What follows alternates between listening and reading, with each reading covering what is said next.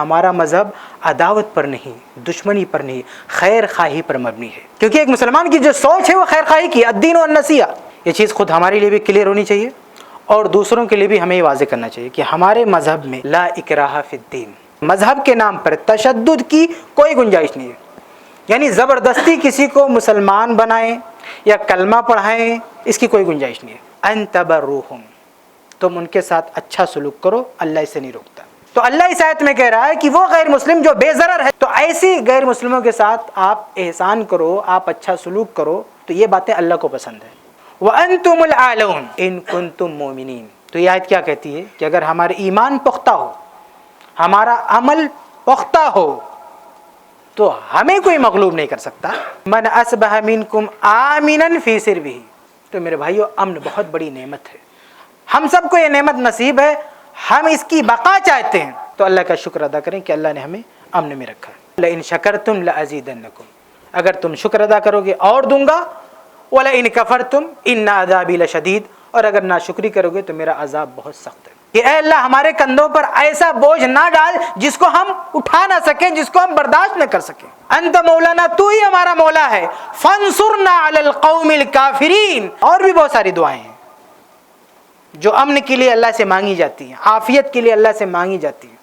پہلی چیز ایمان و عمل مضبوط کریں، دوسری چیز اللہ کی طرف سے جو امن کی نعمت ملی اس پر شکر ادا کریں، تیسری چیز امن کے لیے دعا کرتے رہیں، چوتھی چیز ان سب کے باوجود بھی اگر ہمارا سامنا ایسی بھیڑ سے ہو جاتا ہے تو ہماری ذمہ داری کیا ہے کہ ہم پیار محبت سے معاملے کو رفع دفع کرنے کی کوشش کریں، ہمارے ہاتھ سے، ہماری زبان سے سارے لوگ محفوظ رہیں، یہ ہماری کوشش ہونی چاہیے۔ الا اخبرکم بالمؤمن من امینہ الناس علی اموالہم وانفسہم، مومن وہ ہے کہ جس سے لوگوں کی جانیں اور لوگوں کی دولت امن میں رہے، محفوظ رہے۔ والمسلم من سلم الناس من لسانہ ویدہ، اور مسلمان وہ ہے جس کے ہاتھ سے اور جس کے زبان سے الناس، انسانیت محفوظ رہے۔ اگر یہ کوشش بھی ناکام ہوئی، معاملہ پیار محبت سے حل ہونے والا نہیں ہے، تو ہم کو کیا کرنا چاہیے؟ پوری طاقت اور پوری قوت کے ساتھ سیلف ڈیفنس، یہ وہ حق ہے جو اللہ نے بھی ہم کو دیا ہے، اللہ کے رسول صلی اللہ علیہ وسلم نے بھی ہم کو دیا ہے، اور اس ملک کے قانون نے بھی ہم کو دیا ہے۔ وَجَزَاءُ سَيِّئَةٍ سَيِّئَةٌ مِثْلُهَا، اس کو کوئی کرائم نہیں بول سکتا، یہ قرآن کہہ رہا ہے مَا عَلَيْهِم مِّن سَبِيلٍ، مجرم ہو رہی ہے جو سیلف ڈیفنس میں کسی کو مار دے۔ انما السبیل علی الذین یظلمون الناس، بلکہ مجرم وہ ہیں جو لوگوں پر ظلم کرتے ہیں، ویبغون فی الارض، اور زمین میں فساد برپا کرتے ہیں، بغیر الحق، بغیر کسی وجہ کے۔ اب آتے ہیں، دیکھتے ہیں حدیث کہ ایسے حالات میں حدیث کیا کہتی ہے۔ من قتل دون مالہ ومن قتل دون اہلہ ومن قتل دون دینہ فہو شہید۔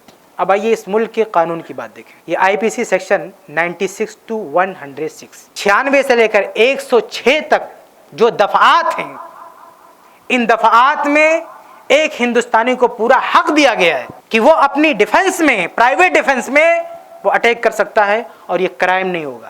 یہ بات صرف مسلمان کے لیے ہی کہہ رہا ہوں، مسلمان ہو، غیر مسلم ہو، کوئی بھی ہو، کسی کے ساتھ بھی اس طرح کا تشدد ہو، کوئی بھی کرے تو آدمی اپنا دفاع کر سکتا ہے۔ تو ان حالات میں اسلام نے دو راستہ آپ کو دکھایا، ایک عزیمت کا، ایک رخصت کا۔ وَلَنَبْلُوَنَّكُمْ بِشَيْءٍ مِّنَ الْخَوْفِ وَالْجُوعِ وَنَقْصٍ مِّنَ الْأَمْوَالِ وَالْأَنفُسِ وَالثَّمَرَاتِ وَبَشِّرِ الصَّابِرِينَ أَمْ حَسِبْتُمْ أَن تَدْخُلُوا الْجَنَّةَ، کیا تم نے یہ سمجھ رکھا کہ جنت میں ایسے ہی چلے جاؤ گے؟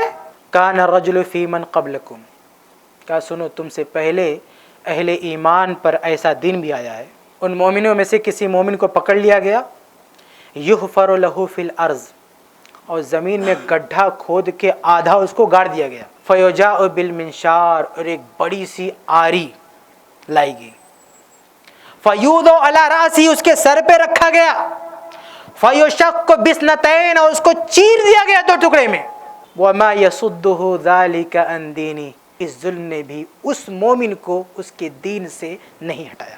کہتے ہیں والافضل والاولا، افضل اور بہتر یہ ہے ان یثبت المسلم علی دینی، کہ ایسے حالات میں مسلمان اپنے دین پر ڈٹا رہے، ولو افضى الی قتلہ، گرچہ اس کی یہ استقامت، اس کا ڈٹا رہنا اس کی موت تک پہنچا دے۔ کہنا آسان ہے لیکن کرنا بہت مشکل ہے۔ اس لیے ایک دوسرا آپشن بھی دیا ہے جس کو رخصت کا آپشن کہتے ہیں، الا من اکرہ وقلبہ مطمئن بالایمان۔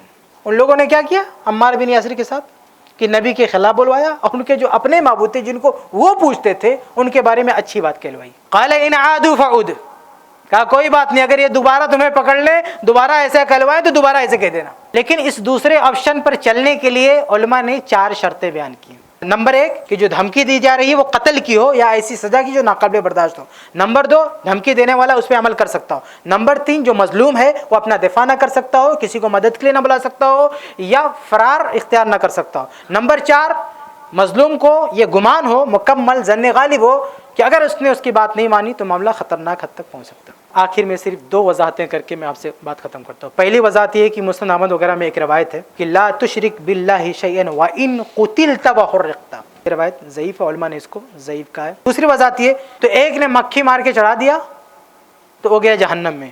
یہ جو واقعہ ہے نا مکھی والا، یہ نبی سے نہیں نکل کیا گیا، بنو اسرائیل سے نکل کیا گیا۔